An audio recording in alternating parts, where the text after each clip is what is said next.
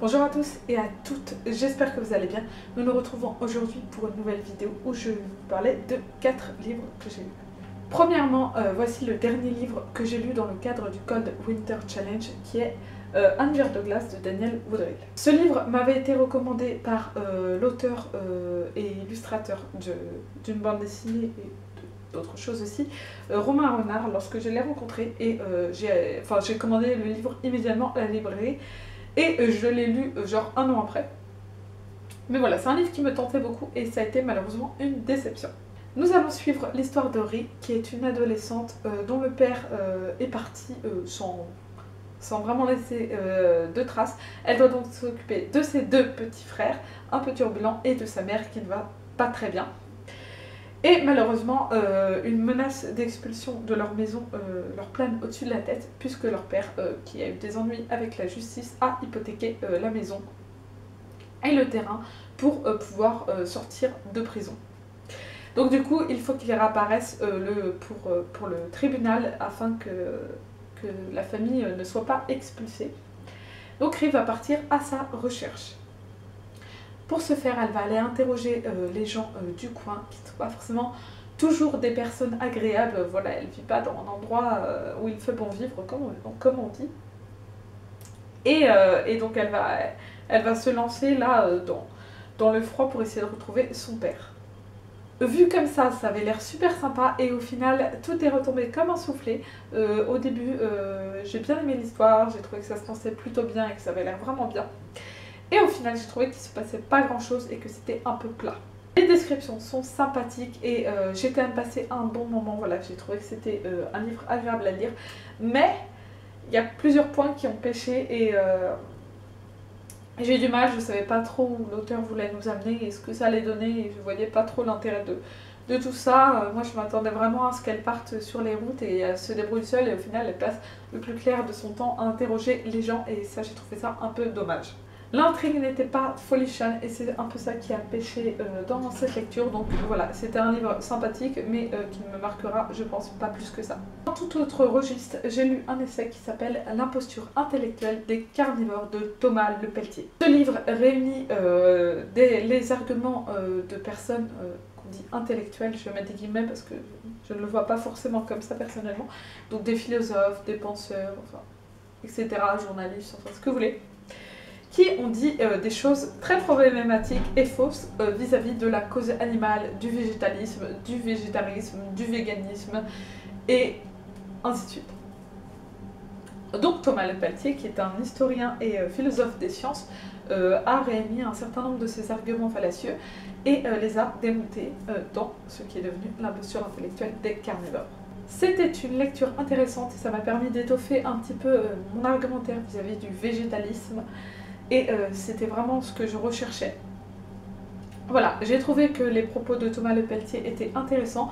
Et en revanche, j'étais parfois abasourdie, mais vraiment abasourdie par les bêtises que ces 10 intellectuels pouvaient dire. Je me disais, non mais c'est pas possible. J'ai l'impression de me retrouver face à n'importe quel carniste qui est en train d'essayer qui creuse pour essayer de trouver des arguments pour justifier sa consommation de produits d'origine animale. Je me disais, c'est juste pas possible que des personnes qui soient médiatisées, qui soient écoutées, disent des bêtises pareilles et est-ce qu'elles pensent vraiment que ce qu'elles disent est vrai? Donc voilà, les arguments sont démontés un à un et ça, j'ai trouvé ça vraiment très bien parce que pour les personnes qui militent, par exemple, ça peut donner des arguments. Mais le petit problème que j'ai eu avec ce livre, c'est justement qu'il est sous format livre et je pense vraiment que c'est le genre de choses qui doit être tellement plus sympathique et intéressante à entendre en conférence plutôt qu'à lire. J'ai également lu Le Faire ou Mourir de Claire-Lise Marguet. C'est un livre dont j'ai entendu beaucoup de bien et voilà, il traînait depuis quelques mois dans ma pile à lire, quelques années dans mon esprit, même avant, et je l'ai enfin lu et ça a été vraiment une formidable lecture. Nous allons suivre Damien, dit Dame, qui est un adolescent qui ne va pas très bien, qui n'est pas très bien dans sa peau, et qui un jour, dans son nouveau collège, va se faire frapper par des skateurs. Et là, il y a un garçon qui s'appelle Samy, qui fait partie d'une bande de gothiques, donc avec des piercings, des cheveux, enfin des vêtements noirs, du maquillage sombre, etc., qui va venir prendre sa défense. Et c'est la première fois que quelqu'un touche Damien avec autant de douceur. Il va par la suite devenir ami avec cette bande, voilà, il va devenir très proche d'eux, il va à son tour adopter un look gothique.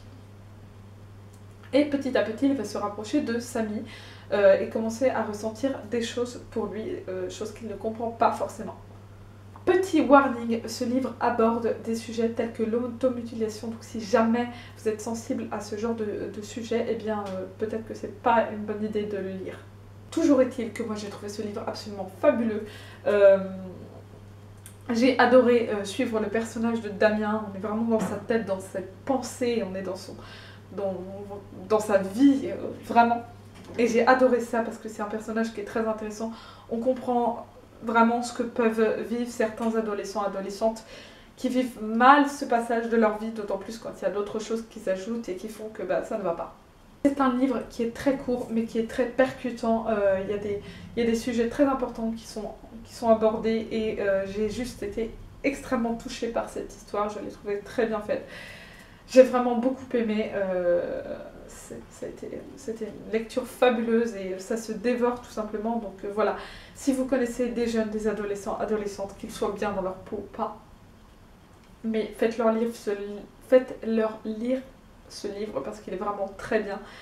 Et on peut se reconnaître, enfin on peut reconnaître un peu ce que nous, en tant qu'ados, on pouvait ressentir ou ce que nous, en tant qu'ados, on ressent si on l'est. Donc voilà, une très bonne lecture, formidable lecture que je recommande.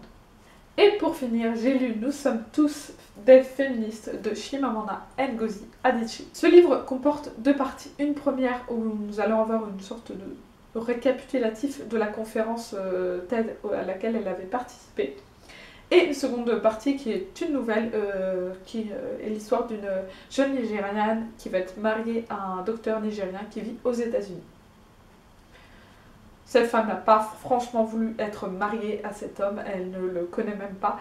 Et voilà, ça parle de tous ces sujets-là, du fait d'être mariée à quelqu'un qu'on ne connaît pas, du choc des cultures et des différences. Et voilà, c'était très chouette. La première partie n'a pas forcément été très utile pour moi, puisque tout ce qu'elle disait, je le connaissais déjà, d'autant plus que c'était un peu de la redite vis-à-vis de Cherry Diawel ou un manifeste pour une éducation féministe, qui est un livre que j'ai adoré, bien plus que celui-ci d'ailleurs. Mais voilà, pour les personnes qui ne sont pas trop au courant du sujet du féminisme, ça peut vraiment être une première bonne approche, je trouve, parce que les propos de Chimamanda Ngozi Adichie sont intéressants et intelligents. Et la nouvelle, je l'ai trouvée franchement sympa, j'aurais aimé en avoir plus, je l'ai trouvée beaucoup trop courte et ça avait un petit côté frustrant, mais en tout cas j'ai bien aimé l'idée qu'il y avait derrière de parler de mariage forcé, de choc de culture et de toutes ces choses-là dont on ne parle pas forcément et que nous, en tant que blancs et français, on ne connaît pas forcément. En tout cas, c'est un livre qui, j'espère, peut permettre à certaines personnes de se faire une réflexion. Moi, j'ai déjà une certaine réflexion vis-à-vis du féminisme, mais c'est toujours intéressant de l'approfondir, et donc voilà, c'est avec ce genre de lecture que ça passe aussi.